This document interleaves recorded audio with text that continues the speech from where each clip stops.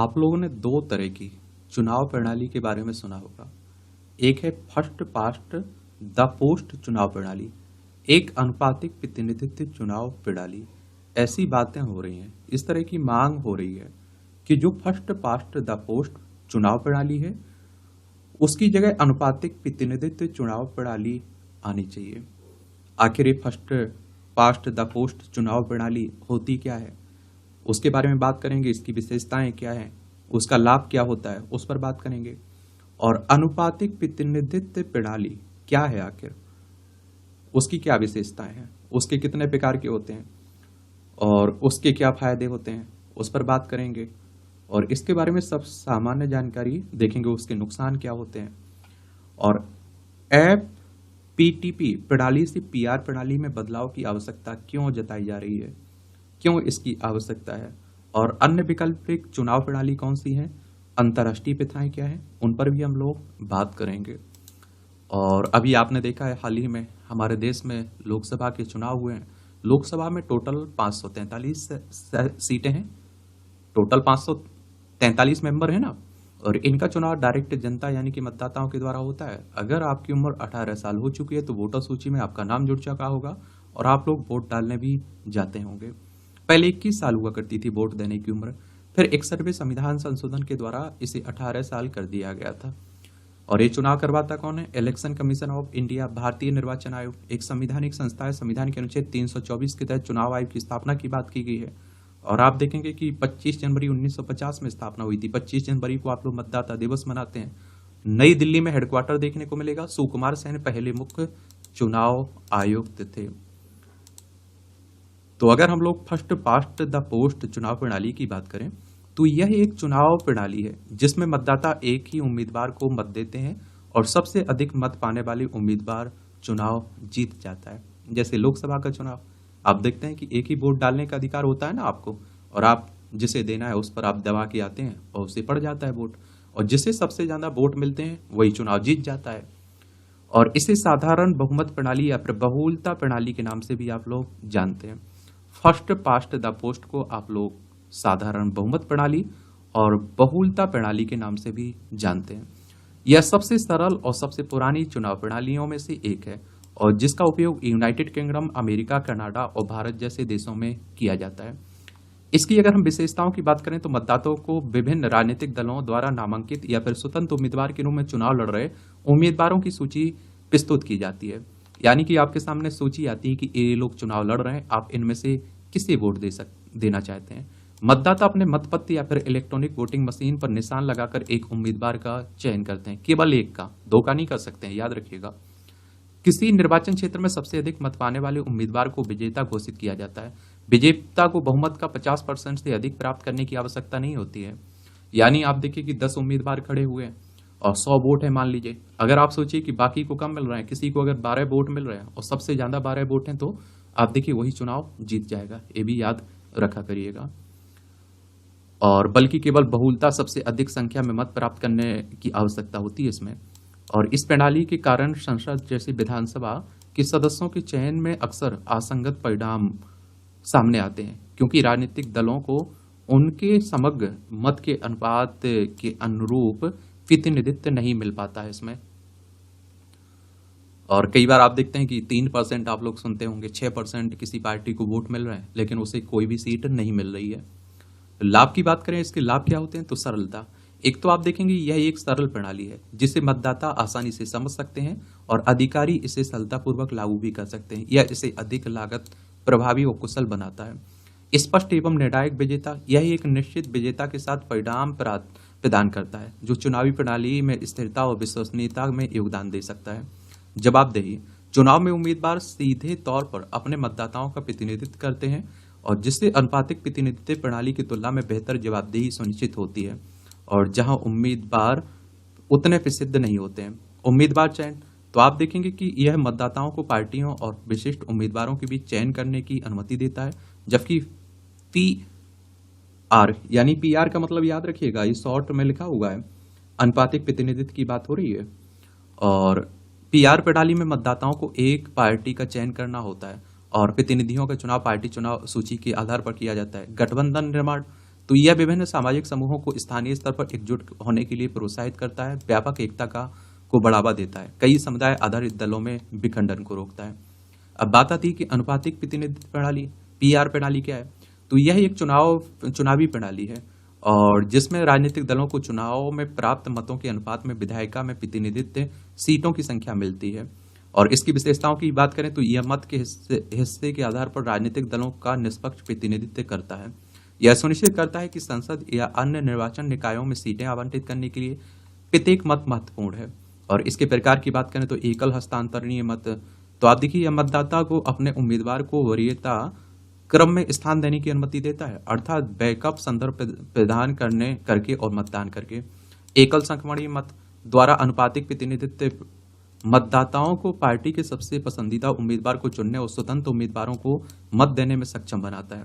भारत के राष्ट्रपति का चुनाव एसटीवी के साथ पीआर प्रणाली आप देखते हैं कि के माध्यम से किया जाता है, जहां राष्ट्रपति के चुनाव के लिए गुप्त मतदान प्रणाली का उपयोग किया जाता है।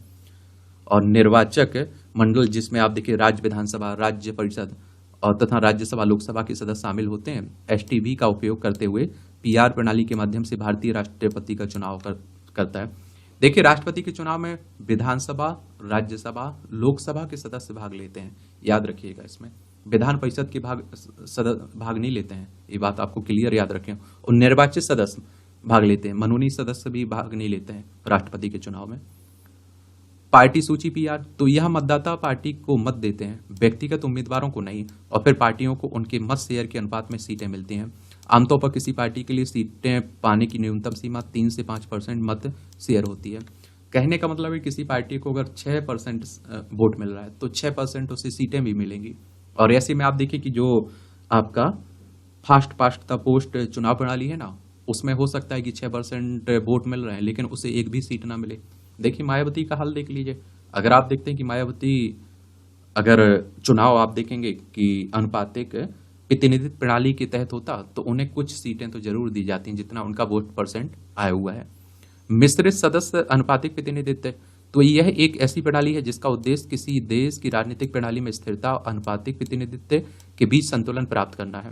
और इस प्रणाली के तहत प्रत्येक प्रादेशिक निर्वाचन क्षेत्रों से फर्स्ट पास्ट द पोस्ट प्रणाली के माध्यम से एक उम्मीदवार चुना जाता है। इन प्रतिनिधियों के अलावा देश भर में विभिन्न पार्टियों को उनके मत प्रतिशत के आधार पर अतिरिक्त सीटें भी आवंटित की जाती हैं और इससे सरकार में अधिक विविध प्रतिनिधित्व संभव हो सकेगा। साथ ही विशिष्ट भौगोलिक क्षेत्र से व्यक्तिगत प्रतिनिधियों की स्थिरता भी बनी रहेगी।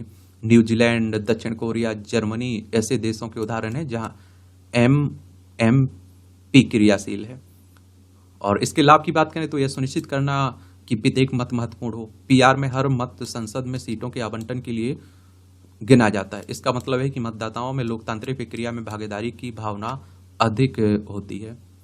और विविध एवं प्रतिनिधित्व सरकार, तो पीआर प्रणाली के अंतर्गत छोटे दलों और अल्पसंख्यक समूहों को प्रतिनिधित्व मिलने की अधिक संभावना होती है, जिससे संसद में दृष्टिकोण तथा विचारों की विविधता बढ़ सकती है।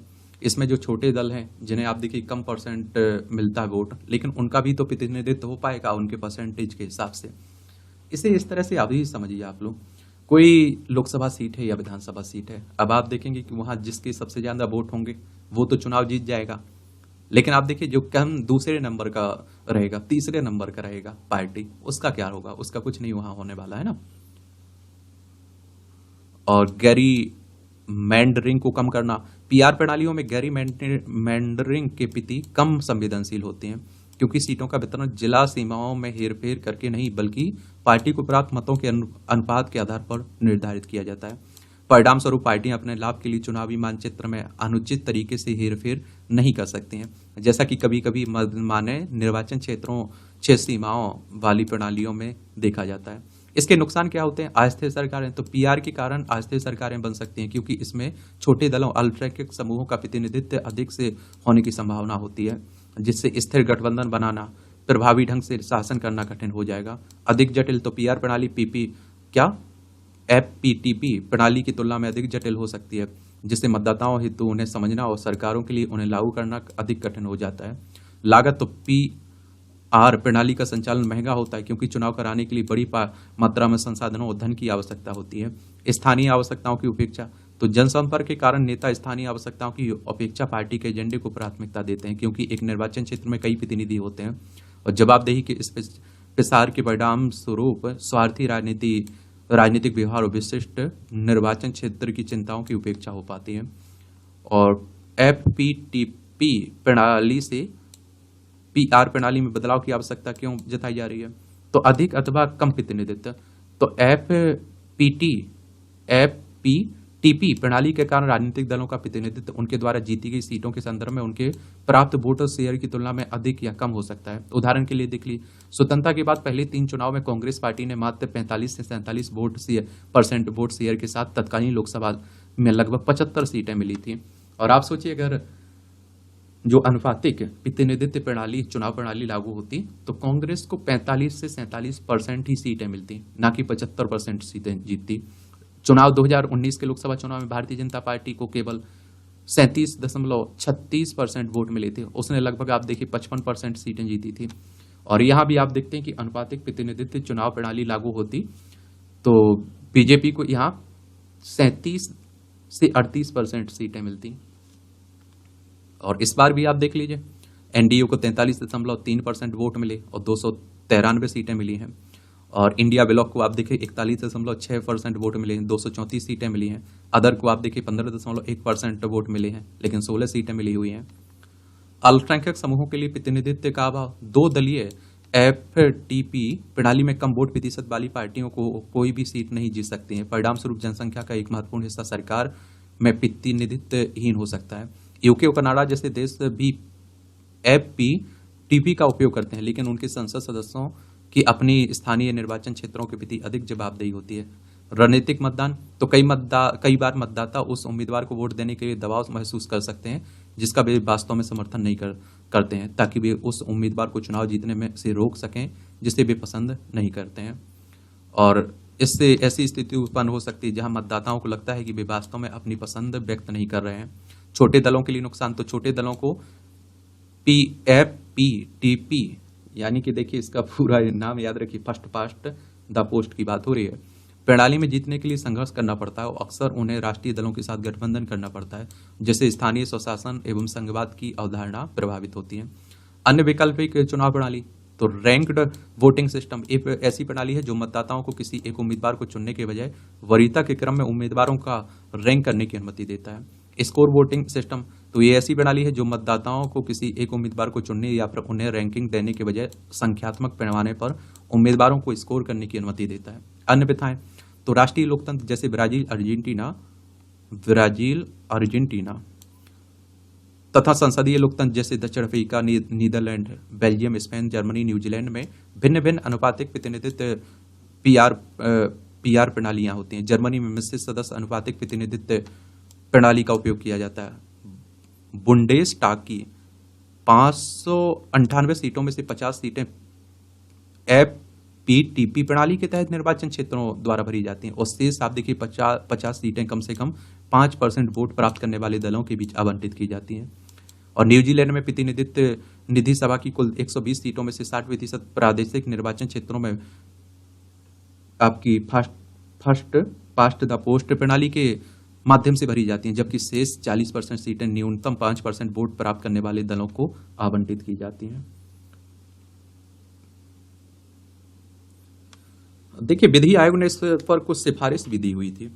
तो विधि आयोग ने प्रयोगात्मक आधार पर अपनी 170वीं रिपोर्ट 1999 में मिश्रित सदस्य अनुपातिक प्रतिनिधित्व प्रणाली शुरू करने की सिफारिश की थी और रिपोर्ट में सुझाव दिया गया था कि लोकसभा की संख्या बढ़ाकर न्यूनतम 25% सीटें अनुपातिक प्रतिनिधित्व प्रणाली यानी कि PR प्रणाली के माध्यम से भरी जा सकती हैं। और इसने वोट शेयर के आधार पर PR के लिए देश भर को एक इकाई के रूप में मानने की सिफारिश की या वैकल्पिक रूप से भारत की संघीय राजनीति को देखते हुए इसे राज्य केंद्र शासित प्रदेश स्तर पर विचार करने की सिफारिश की थी। अब देखिए, मिश्रित सदस्य अनुपातिक प्रतिनिधित्व प्रणाली के लिए अनुशंसा। सत्ता का अधिक न्यायसंगत वितरण सुनिश्चित करने हेतु प्रत्येक राज्य संघ राज्य क्षेत्र में अतिरिक्त सीटों या फिर कम से कम मौजूदा सीटों में से के एक चौथाई के लिए मिश्रित सदस्य अनुपातिक प्रतिनिधित्व प्रणाली लागू की जा सकती। पूर्वोत्तर और छोटे उत्तरी राज्यों की संसद में अधिक सशक्त आवाज मिलेगी, भले ही उनकी कुल सीटों में वृद्धि हो। चलिए, तो यही दोनों प्रणालियां हैं। आप क्या सोचते हैं इस पर? अपनी राय आप लोग जरूर दिया करिएगा, जरूर बताया करिएगा। आपकी राय मायने भी रखती है। कोई सवाल हो, आपका सुझाव हो तो जरूर आपको बताना चाहिए।